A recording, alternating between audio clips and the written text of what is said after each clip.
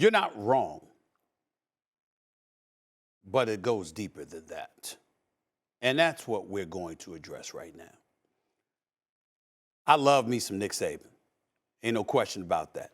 I've spoken to him on several occasions over the years. I gave a speech to his football program on at least 2 occasions.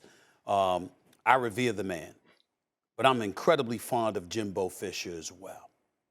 And this man can coach too. And Texas A&M is a fabulous university because I've spoken there as well. It's a sensational university. Make no mistake about it. With deep pockets, they coming. Okay, Jimbo Fisher, somebody gonna get it right. I'm telling you, they're special. Nick Saban made a huge mistake naming their names. Yes, Jimbo he did. Fisher is a coach that coached under you. You had no business doing that. And you don't really want to get into an argument with primetime Deion Sanders. I mean, good luck with that one.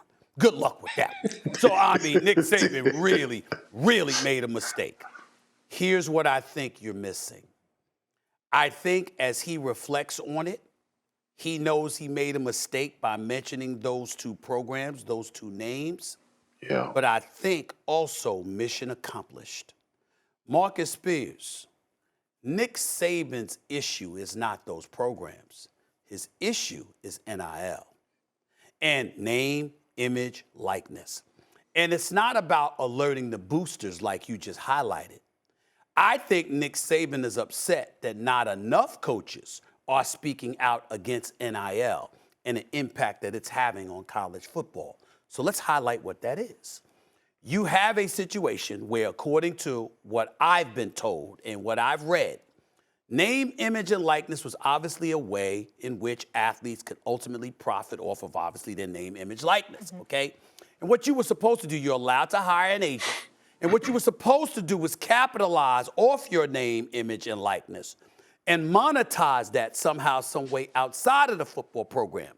What you weren't supposed to do, according to several coaches that I'd spoken to, is essentially blackmail programs into giving you more money.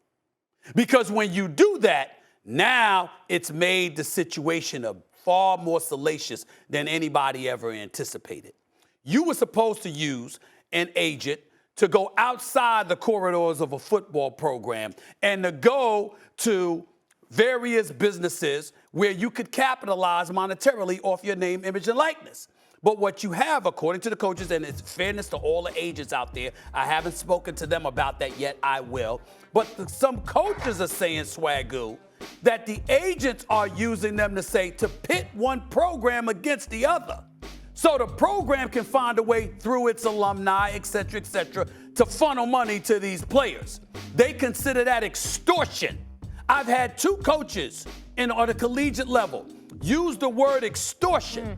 And so if you're a guy like Nick Saban, who's a 7-time, I want to remind everybody, this is a 7-time national champion. This is a man that is considered the ultimate winner in the history of college football. He could retire today, and he is the first name on the Mount Rushmore of college 100%. football. So for him to speak in the way that he did, he was wrong to bring up Texas A&M and Jimbo Fisher. He was wrong to bring up Jackson State and primetime Deion Sanders. But the overall point he's trying to make is this NIL issue in college football is deteriorating this game, and we need to hold that thought, Mark. Thanks for watching ESPN on YouTube. For live streaming, sports, and premium content, subscribe to ESPN+.